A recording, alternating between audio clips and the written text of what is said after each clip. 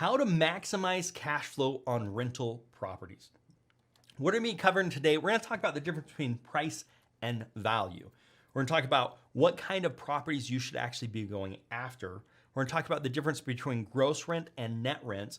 And we're going to talk about some things you can do to find the very best tenants. Now, I want to make sure that everyone understands this. There is a big difference between price and value, okay? Lots of people think the lower the price, the better. Not necessarily, because it depends on the value that it's actually going to create. And it's easy as you're looking at investing in real estate as a rental, as a cash flowing instrument, where it's all about the ROI. It's all about the ROI. Well, there's some other things you could consider and should be considering, and that's called the ROT. This is the return on time. How much time am I putting in? You see, if something gets a really good ROI, but I have to spend 20 hours a week doing it, I'm not looking at the compensation for the time that I'm putting into it. But if the ROI wasn't quite as good, but I didn't have to spend any time every single week, would that be a better investment? And that's where I'm talking about value versus price, because we've got to look at return on time in addition to looking at return on investment. So if we take a few steps back, investing is about taking risks and getting compensated for taking that risk, right? It's all about taking the risk and getting compensated for taking that risk. So this is my strategy, okay? My strategy is I want to do the least amount of work. I want to have the least amount of effort. I want to have the least amount of risk, and I want to make the most amount of money, right? So work, effort, risk, and money. That's what I want to do. How can I maximize that? So obviously, if I'm willing to take a lot more risk on, I would have the potential of making more money, but I'd have the potential of losing more money. And so I'm working within this framework of I want to do the least amount of work, I want the least amount of risk, and I want to make the most amount of money. And what can I do that will get me into that situation? So early on, I started investing in plexes, duplexes, threeplexes, fourplexes, that type of thing. I started investing in plexes, and I learned early on the numbers on these look really good. And the reason is people say, hey, it's never vacant, because if you have a fourplex, maybe one person's gone, maybe two, but you'll have two others that are there. You'll never be without rent and those types of things. But one of the things I did not realize that the return on time is really low. And the reason for that is anytime you're dealing with plexes, typically, generally speaking, you're dealing with what I'm going to call transient tenants. And a transient tenant is somebody that's not staying there very long. And in my definition, a transient tenant is anybody that's staying less than 2 years. Now, most people would say 6 months, but I say less than 2 years. And that's one of the things you'll find when you're dealing with the duplex, threeplex, fourplex. It's typically somebody that's in a stage of life where things are changing. Maybe they're going to college. Maybe they're with a roommate. Maybe it's a newlywed couple, but then at some point they have a baby and then they have to move out. Those types of things. So I tend to find, as an overgeneralization, I tend to find that plexes are going to have more turnover, okay? That's just gonna happen. The other thing I find with these is they're typically more needy. These types of tenants need more attention. They're used to calling a property manager to come fix anything, anytime they hear a squeak or anything that happens, and that's not how I like to operate, and I'll tell you more about that here in just a minute. So sometimes they would call just to talk, right? They just call like, hey, how's it going? I just want to let you know the grass is coming in really nice.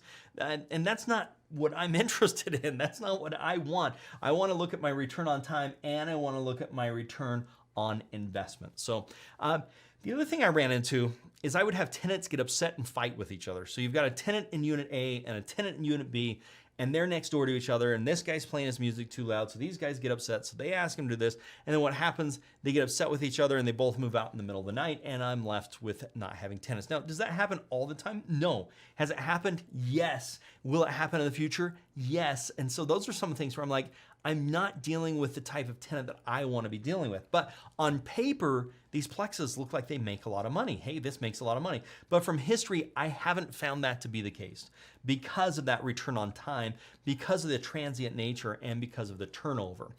Return on time, ROT, remember that, it is really important. Most landlords want to get the most money they can out of a rental property. Like, how can I get the most amount of money? But what they don't realize is the time they're putting into that, they're working for for very little amount of money because the time I have to put into that. I want to look for a passive investment. I want to look for something I can do as little as possible and make as much as I can. I don't want to be having to do a lot of work in order for me to make more money. And I will take less money to take less work as long as the relationship between those two is in my favor, okay? So they look at the terms of only monthly gross rent.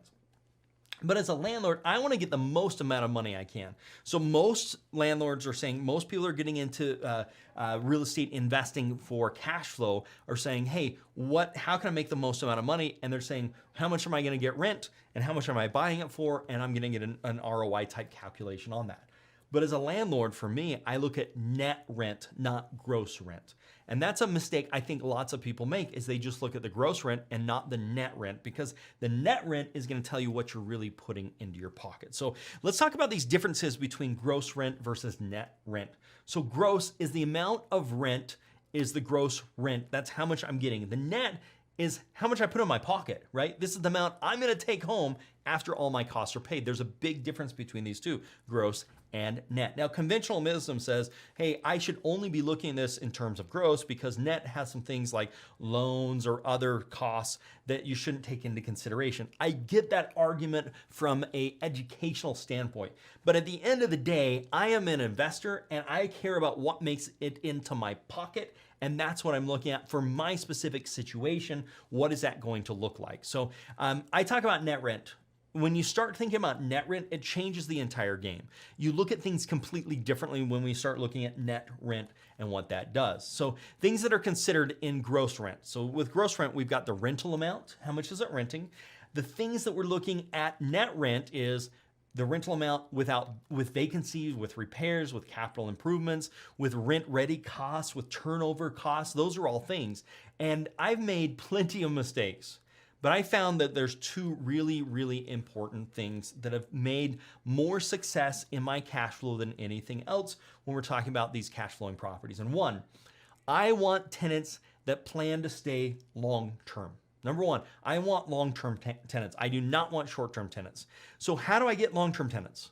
I rent the house that are in good school districts. Typically, I'm having a family. They're putting down roots. They want the kids to go to that same school throughout their education, and they want to stay there. That's, they really don't want to be moving. So I advertise everything as long-term rental. I do not do short-term rental, and long-term rental to me is 2 years minimum, but my average is 5 years. I want people staying 2 years minimum. I really want them staying 5 years, but when I tell them, I want you to stay here forever. And if you're not planning on staying here at least 2 years, my average is 5 years, then we shouldn't be working together because that's what I am looking for and that's what I want to have. Now, currently my longest tenant so far has stayed 15 years.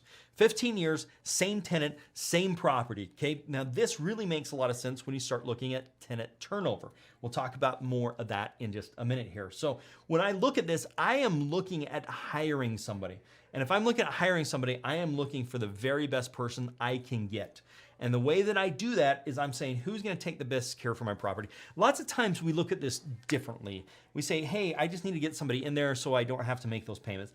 I would rather have the property vacant than have the wrong person in there. I just would. I would rather have it vacant than have the wrong person in there because the wrong person in there is going to cost you so much more than having a vacancy. So much more than having a vacancy. Okay, so I'm looking at all this as hiring, okay? How do I hire the best person? How do I hire the best person that's going to take care of my property? So I look at it and say, hey, I'm giving you the keys to the kingdom. I'm giving you the keys to a $500,000 asset, $250,000 asset. Why should I give you the keys versus giving somebody else the keys? What are you going to do? How are you going to take care of my property? And we've taken in those terms and think in those terms, it's a whole different ballgame. So the question is, how do you get the best people to take care of your property?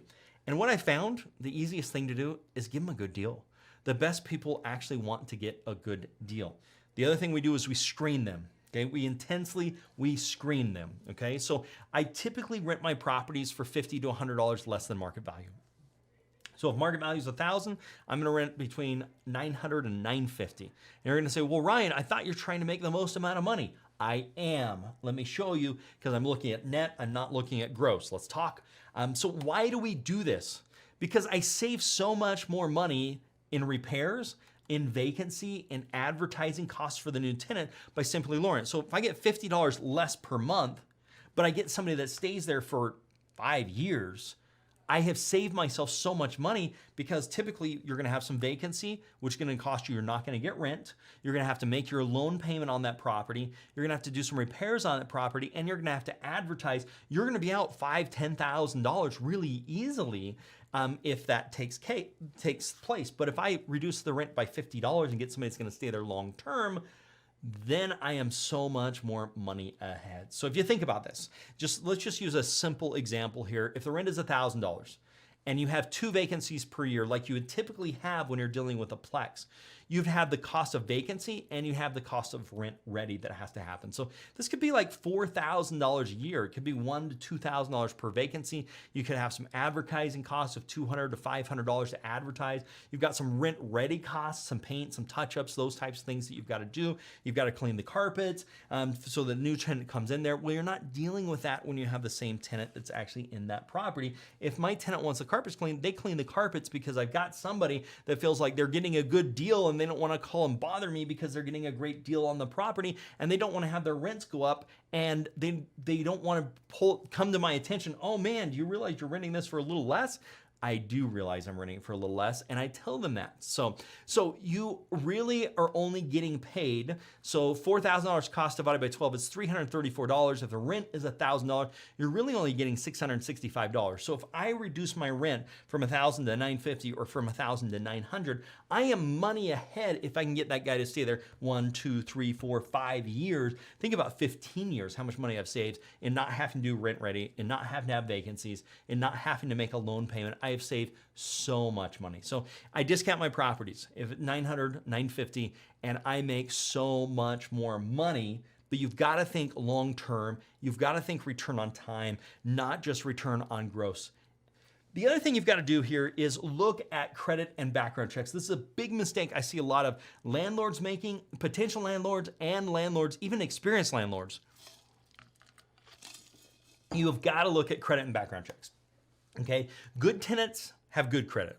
That's all there is to this, guys. Good tenants have good credit. They haven't been evicted. They don't have judgments or collections. They haven't bounced a check to Starbucks, those types of things. So a good tenant have a couple of things.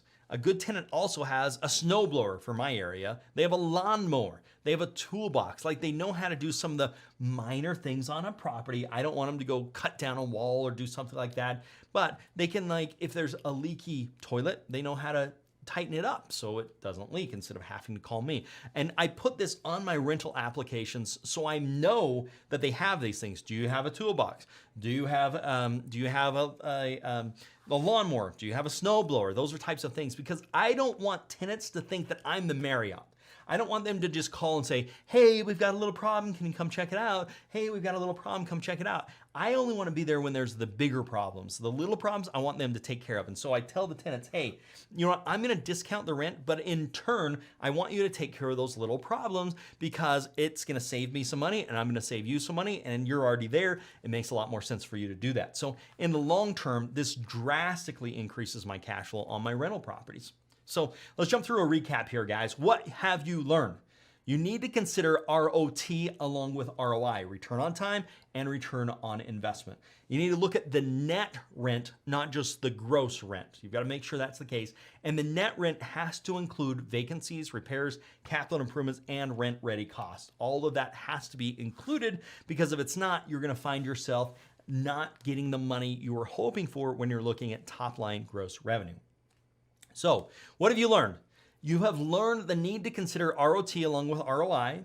You've learned the need to look at net versus gross. Net includes vacancy, repairs. We just talked about that. The most important two things is looking for long-term tenants and getting the best tenants to take care of your property, and rent your property for $50 to $100 less than market value so that you can attract the best tenants. Now, it's worth noting here, if you are renting for $50 to $100 less than market, you're gonna attract the best and the worst, okay? You're gonna get flooded with applications, and your job is to say, oh, who can I get in there as fast as possible? No, your job is to say, how can I get the right person in there that is gonna take care of my property, that has a toolbox that's gonna make things easier for me? And then with that, I want to verify that with background checks, tenant checks, references, past landlords. Those are all things that you're going to want to be taking a look at so you can get the most cash flow for your properties.